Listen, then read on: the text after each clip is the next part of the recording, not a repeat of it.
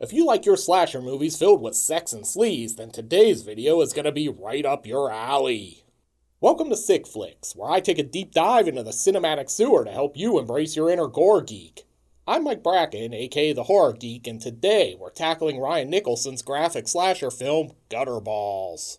Nicholson, who was a special effects artist before becoming an indie filmmaker, lost his battle with cancer in October of 2019. Gutterballs stands as part of his cinematic legacy. Released in 2008, and now on Blu-ray in a fantastic 2-disc set from Unearthed Films, Nicholson's feature has a well-earned reputation as one of the most vile slasher films ever made. Filled with unlikable characters and a disturbing level of sexual violence, this isn't your run-of-the-mill stalk and kill flick.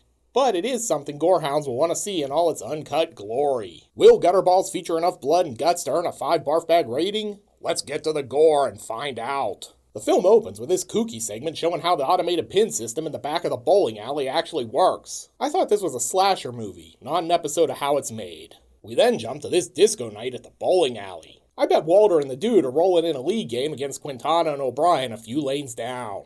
And here's your first taste of some of the amazing dialogue and performances Gutterballs has to offer. I've never seen balls that big before. They look heavy. Good thing we're here for the gore and sleaze. While Lisa here is getting ready to roll, these dudes enter.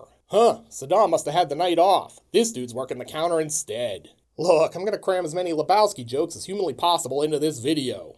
You've been warned. I don't think Lisa's outfit is league approved, and really, I thought bowling was about rolling turkeys, not beavers.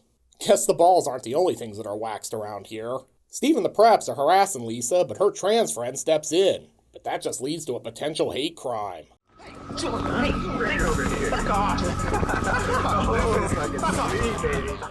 Look, I'm telling you, Gutterballs is a mean film, and not even remotely politically correct. Luckily, budget Weird Science era Robert Downey Jr. and his pal Muhammad Ali are here to intervene.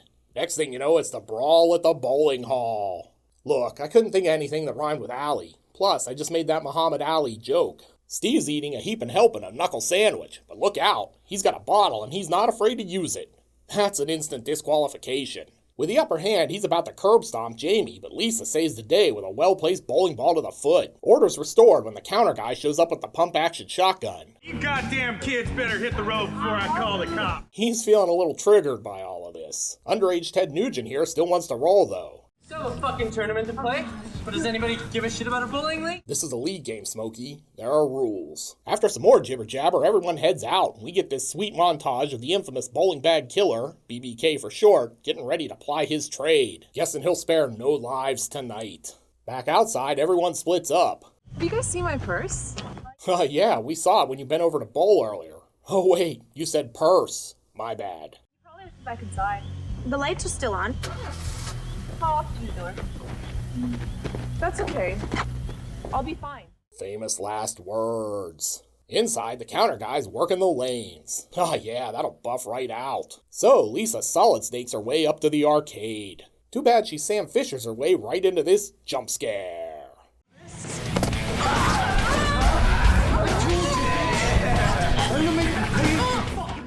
Steve and the gang are going to recreate the most infamous scene from I Spit on Your Grave, so consider that your trigger warning. While she's getting ready to star in the newest Seymour Butts production, Counter Guy's still doing his best Mr. Miyagi downstairs. Wax on, wax off. This thing's going to be smoother than a baby's ass. Look, I'm going to edit out most of the assault here because YouTube will lose their shit if I leave it in. Needless to say, it's rough stuff and everyone takes a turn. Well, everyone except Poindexter, who's grown a conscience or just doesn't want to be the train's caboose. Steve's not done, though. He's gonna make Poindexter finish the job with his bowling pin. Take the pin and fuck her with it. Poindexter's not down, but reconsiders after Steve threatens to rape him with it instead. Do it, or I will fucking do you instead. But just when you think this can't possibly get worse, it does. Wrong end. Wait, is this a sequel to The Breakfast Club? You fuck with the ball, you get the horns. With that finally over, we jump to this handy title card. The next day, Lisa's pals are outside the bowling alley like nothing happened. And what happens if we win? You know they'll start some shit. Wait, if? Come on, Sam. Well, yeah, I guess we can just settle this all with a league game. While everyone else is getting shoes, Sam shows us her pig sticker. Wonder if that's going to be important later. Spoiler alert, It's not. Steve shows up late and on crutches and with a couple of working girls with him apparently. Hey, I'm not complaining, more fodder for the bowling bag killer. Then Jamie and Lisa show up and it looks like shit's about to get real. Rather than shake and let bygones be bygones, he's all like, hey, sorry we got off on the wrong foot. Lisa's very quiet and apparently hasn't bothered to tell anyone about what happened to her last night. But just in case you forgot, here's a flashback, complete with that cheesy music. She's off to the ladies' room, but Poindexter's here to apologize. I'm so sorry. I didn't mean to, Maybe he should have just gotten her a Hallmark card. Sorry I stuck a bowling pin up your lady parts. They keep those in the condolences section right next to the sorry you lost your arm in a shark attack cards. Needless to say, Lisa's not really down with the apology. It was a bowling pin, Patrick. How would you like it if I shoved a 45-pound kettlebell up your ass? And she finishes it off with what appears to be a little foreshadowing. You got off last night, fuck. Tonight's my turn. Also, this chick might have the most Canadian accent ever. If she started adding A to the end of every sentence, I wouldn't bat an eye. Downstairs, the bowling is about to commence, except someone adds an extra player to the list. Who's BBK? I'm no big Ernie McCracken, but these guys are some lousy bowlers. Thank God for the magic of editing. Also, we're 30 minutes into this movie and we have 0 kills so far. Sure hope the bowling bag killer starts to pick up the pace soon. Over at the bar, Discount RDJ makes his move for one of Steve's ladies.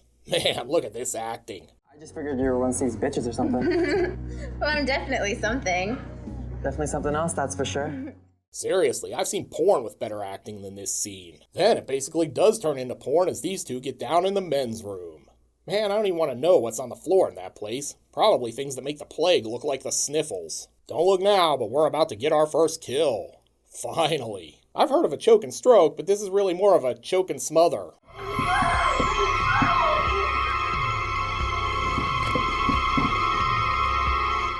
Nice. And we get our first look at BBK. Move over, hockey masks. The bowling bag is where it's at. Back at the lanes, everyone's wondering where Lisa is. Where's Lisa? She went to the bathroom. Chick must have fallen in. Then we get this touching character moment. She didn't say a word the whole ride here. It's like she's depressed or something. In a movie about bowling, I feel totally comfortable asking them to spare me. At any rate, Lisa's friends are super observant. Hey guys, check this out.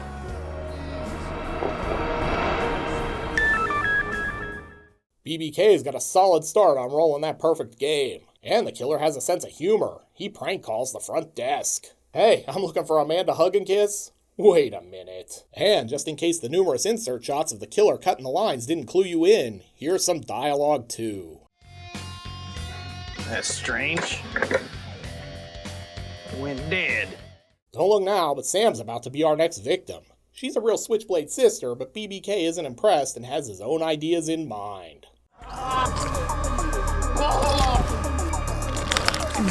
Man, I've heard of the head pin, but I didn't think this was what they meant. That's just the start, though. There's also a really graphic penis bisection, and there's absolutely no way I can show you that. But needless to say, I don't think this is what they meant by going off half-cocked either. Back at the bar, young Ted Nugent tries to spit some game at Steve's other lady friend. You must be on the losing team, because you're not on my team, the winning team.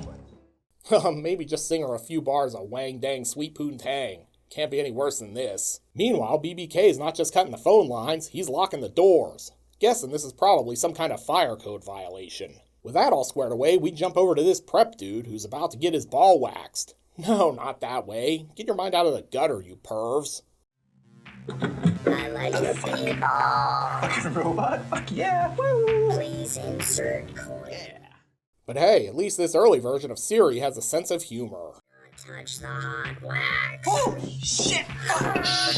Shit! Dumbass.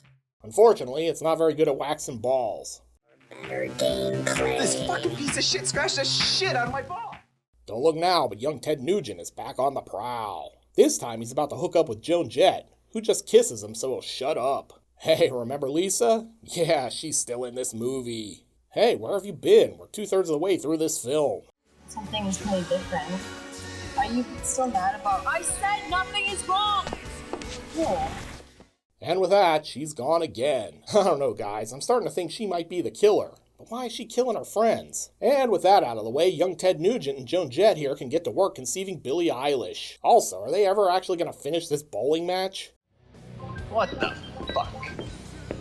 Now what? First my ball, now we're fucking lane as a bust? Ted's a responsible guy, so he heads off to buy a condom, and gets clubbed in the head like he's a baby seal by BBK.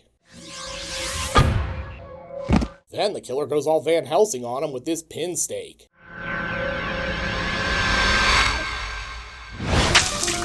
Seems safe to say he never saw that coming. From there, we detour to the bar, where the counter guy is making some ominous pronouncements. Some things are best left in the hands of a grown man.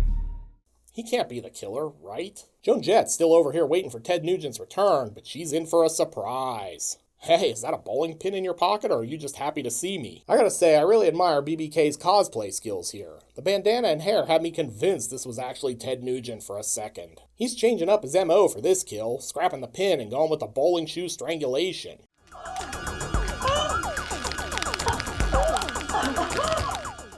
I'm not sure what's worse, being strangled or smelling bowling alley shoes while you die. I also don't remember the video for Sir Mix-a-Lot's Put 'Em on the Glass being so violent. At any rate, BBK's 300 game is looking pretty good.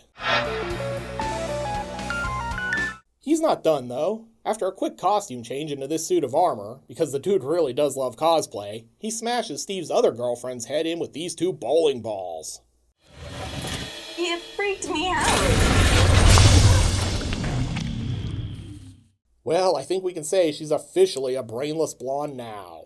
But wait, there are more kills. Now we come to one of Gutterball's most infamous scenes. Steve's other buddy here is about to get intimately acquainted with the Wax-O-Matic. Wax. Fucking hot wax. People are so fucking stupid. You're entering a world of pain, Smokey.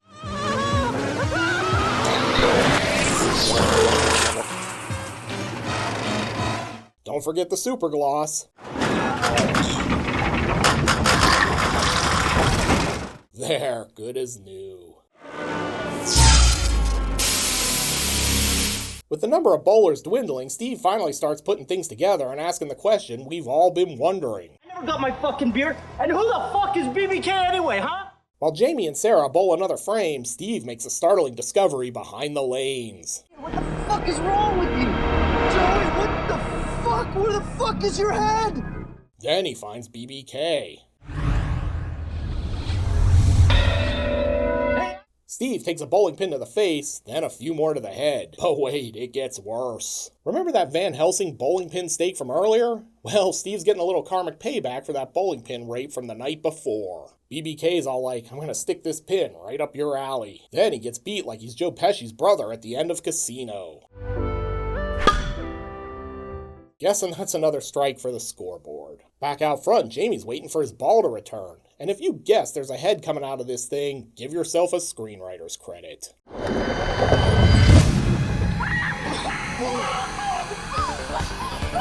They flee, but they can't get out. And if you're wondering what happened to Patrick, aka Poindexter, well, he's just hanging around outside. Patrick!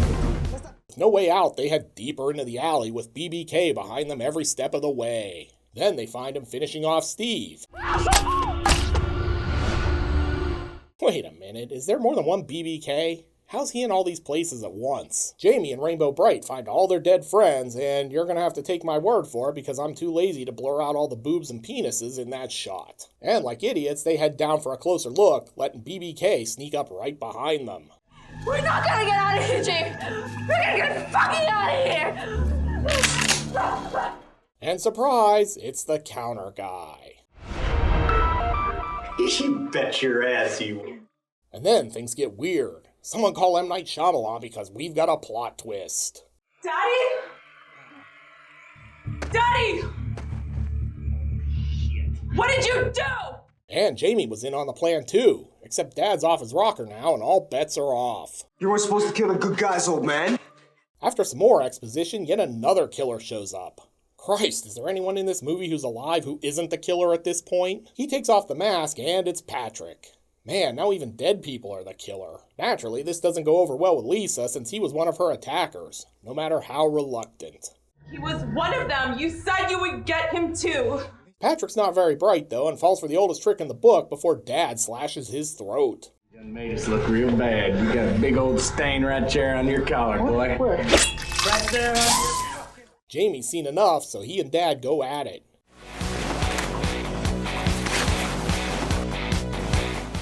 During the struggle, Jamie grabs the gun, and he's gonna end this thing point blank, period.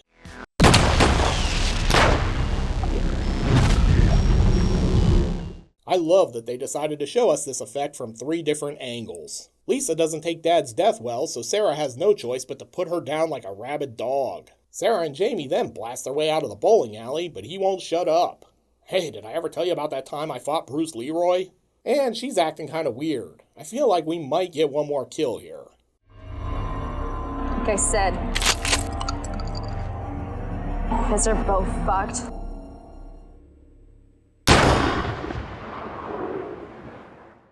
Too bad it happens off screen.